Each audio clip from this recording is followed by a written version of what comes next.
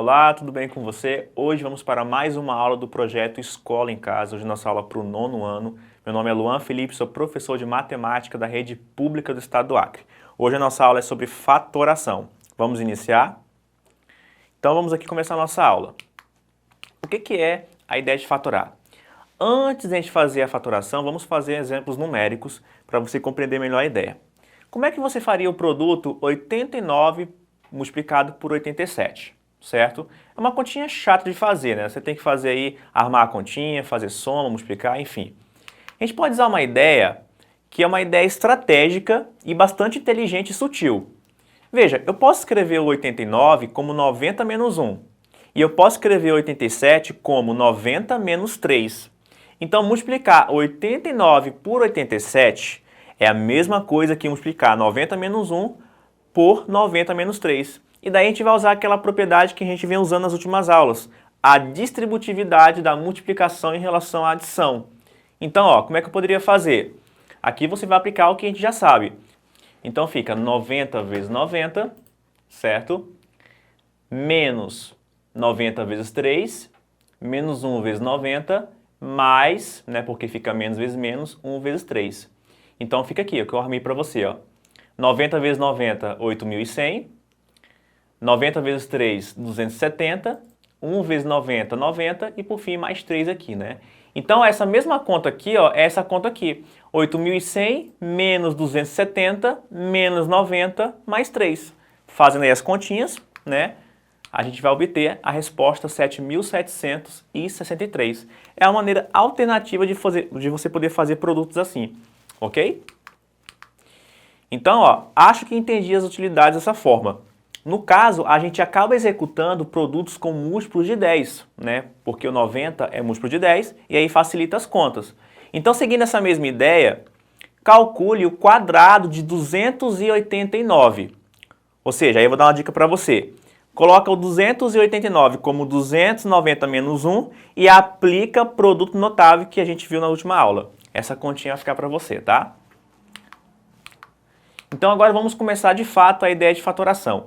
O que é fatorar? O processo de fatoração consiste em transformarmos operações de adições e subtrações de expressões algébricas em produtos de fatores. A gente também pode fatorar números, tá? Por exemplo, quando você coloca 15 como sendo 5 vezes 3, você está fatorando 15, está colocando ele em forma de produto, certo? Então vamos fazer um exemplo aqui algébrico. Vamos fatorar a expressão x² mais 3xy mais 2xy².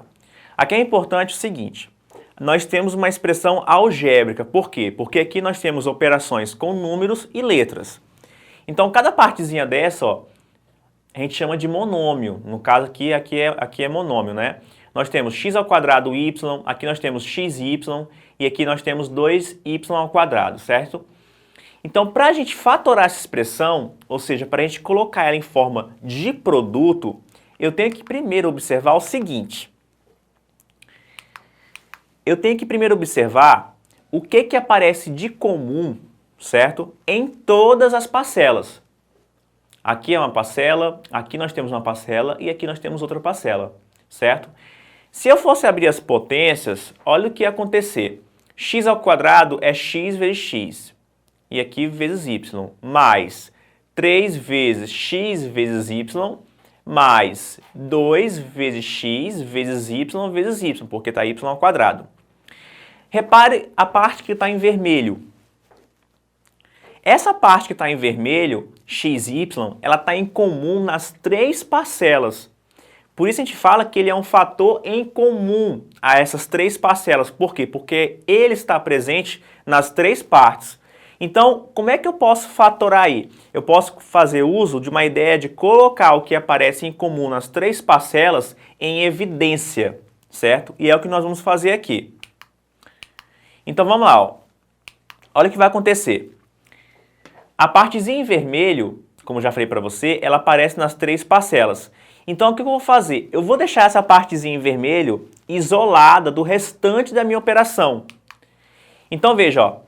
XY eu coloquei isolado, ou seja, eu coloquei em evidência, porque ela aparece em comum aqui, aqui e aqui.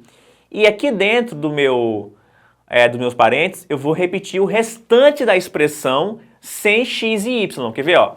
Aqui eu coloquei x e y, certo? Então aqui sobrou x. Então eu coloco x aqui. Mais. Aqui eu coloquei x e y, já está aqui, né? Então sobrou só o 3. Então fica mais 3. E por fim, aqui está o x e y, está aqui fora, e sobrou 2y. Então fica mais 2y. Se aqui você multiplicar, usando a distributividade, você volta para cá. Mas o que eu fiz aqui? Qual é importante aqui eu entender? O que é importante entender aqui? É que aquela expressão inicial que nós tínhamos, aqui ela está escrita em forma de produto. xy multiplicado por x mais 3 mais 2y. Aqui, aquela mesma expressão algébrica, aqui é uma expressão algébrica fatorada, ou seja, escrita em forma de produto. Isso quer dizer, então, que a forma fatorada daquela formulazinha x ao quadrado y mais 3xy mais 2xy ao quadrado é x vezes y multiplicado por x mais 3 mais 2y. Note que aí nós usamos parênteses para indicar que o xy está multiplicando por todo mundo que está dentro dos parênteses. Aqui na decomposição, na fatoração, é muito importante que você saiba usar parênteses, ok? Então agora a gente vai fatorar e nós vamos agrupar. Eu vou explicar para você agrupamento já resolvendo o exercício. Vamos simplificar a escrita do polinômio em x. X ao quadrado mais 6x menos 10x mais 8x ao quadrado menos 25 mais 11x menos 2x ao quadrado. Caso você não lembre, você já estudou polinômio no 8º ano, então você pode, se você não lembrar do conceito, você pode pesquisar aí para entender melhor esse exercício. Então vamos lá, o que a gente vai fazer aqui? Aqui a gente vai focar na parte literal dos termos. O que é a parte literal? É a parte da letra, certo? Então vamos lá. Agrupar é a gente colocar as partes que são semelhantes juntas. Por exemplo, aqui eu tenho x ao quadrado e aqui eu também tenho x ao quadrado, ó. Então isso quer dizer que esses dois monômios aqui, ó, eles são semelhantes, porque a parte literal x ao quadrado é a mesma aqui e também aqui. Então eu agrupar é justamente eu fazer isso, é eu colocar junto aqueles coeficientes que têm a mesma parte literal. Então, ó, repare que 6x menos 10x e 11x são termos semelhantes em relação a x. Por quê? Porque a parte literal, que é x, é a mesma para os três, certo? X ao quadrado, 8x ao quadrado e menos 2x ao quadrado são termos semelhantes em relação a x ao quadrado. Por quê? Porque os três têm a mesma parte literal, que é x ao quadrado, certinho? E por fim, o menos 25, repare que não tem letra multiplicando por ele, a gente fala que ele é termo independente no polinômio, ok? Então, eu agrupar esse polinômio é eu juntar as partes que são semelhantes. Então, vamos lá, ó. Como é que a gente pode reescrever ele? Tudo que tem x ao quadrado, né, eu deixo em evidência o x ao quadrado, e dentro dos parênteses eu vou somar os coeficientes de quem tem x ao quadrado. Aqui você sabe que é 1, aqui é 8 e aqui é menos 2. Então eu faço 1 mais 8 menos 2, certo? O valor dessa operação vai ser o novo coeficiente do x ao quadrado, na minha simplificação do polinômio. Aqui a mesma ideia, junto os coeficientes do x, 6 menos 10 e 11. E o menos 25 aqui fica sozinho porque não tem ninguém para operar com ele. Então, ó, finalizando, 1 mais 8 dá 9, 9 menos 2, 7. Então aqui, ó, o novo coeficiente fica 7x ao quadrado. 6 menos 10, menos 4. Menos 4 mais 11, 7 também, menos 25. Então este polinômio aqui é o mesmo polinômio que a gente viu lá no exercício, só que aqui ele está reduzido, ele está simplificado e agrupado, né? Vamos agora fatorar o polinômio 3x ao quadrado mais 5x mais x ao quadrado menos 10x. Primeiro a gente vai agrupar as partes que são semelhantes para depois fazer a fatoração. Então vamos lá, ó. Aqui, x ao quadrado e x ao quadrado. Então, eu posso somar os coeficientes. 3 mais 1. Não se esqueça que aqui é 1, tá? Os que tem x, x aqui e x aqui, ó. Então, fica 5 menos 10 multiplicado por x.